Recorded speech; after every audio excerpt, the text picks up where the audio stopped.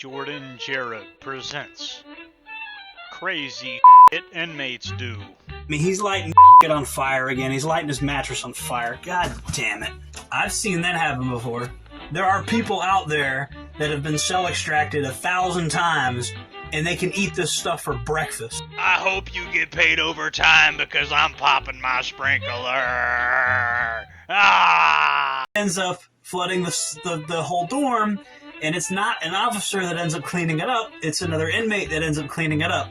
It's usually the runaround that ends up cleaning it up. So really, when inmates flood their cells, they're really just hurting themselves. It doesn't really hurt the officer. They feign medical disorders.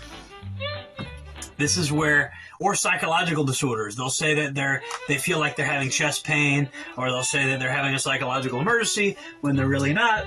And this makes it difficult to distinguish between somebody that's really having a psychological emergency and somebody that's just trying to gain the attention of the nurses. The whole person is like a special snowflake that needs all these extra accommodations that nobody else gets. Every single person seems to have that mentality. From the corrections officers I've talked to, they tell me that this is very pervasive, that, you know, and then I've also witnessed this myself during my time inside of prison. Inmates throw shit and piss.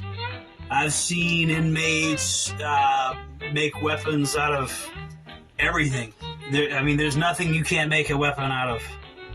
I'm telling you, you put me in any room, I can show you how an improvised weapon can be made with anything. I'm not going to put them on tight. That's what the rookie does. And what does the inmate that knows what he's doing does? He slips out of them and ends up stabbing somebody to death and takes your kindness for weakness. And this is why life sucks for inmates, because inmates are always taking kindness for weakness. But it's a sad reality. It's a sad reality that if you're gonna fucking cuff a guy, you'd better fucking go ahead and put him on really fucking tight. You know? I mean, it's a sad reality. If you don't put them on tight, I can slip them off. Right?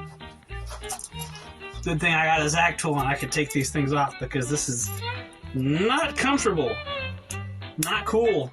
So I'm about to edit this video. One last thing I want to point out before I edit this video that you're watching right now is that I have never been a corrections officer a day in my life. As a matter of fact, I've never been a law enforcement officer a day in my life. I'm a former inmate.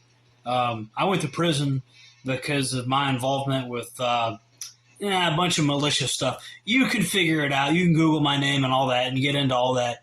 But when I say that you shouldn't get in trouble for stuff you did years ago and that you should have a new chance at life and that you should be given a fresh start, I mean it. Like, seriously. Like, because you probably thought I was a corrections officer and you didn't even realize, like, I'm an inmate. I'm one of the so-called bad guys.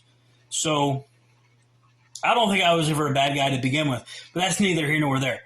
The fact of the matter is like, you shouldn't be permanently held accountable for stuff you did, unless it was murder or something like that. But for the most part, you should get a second chance at life.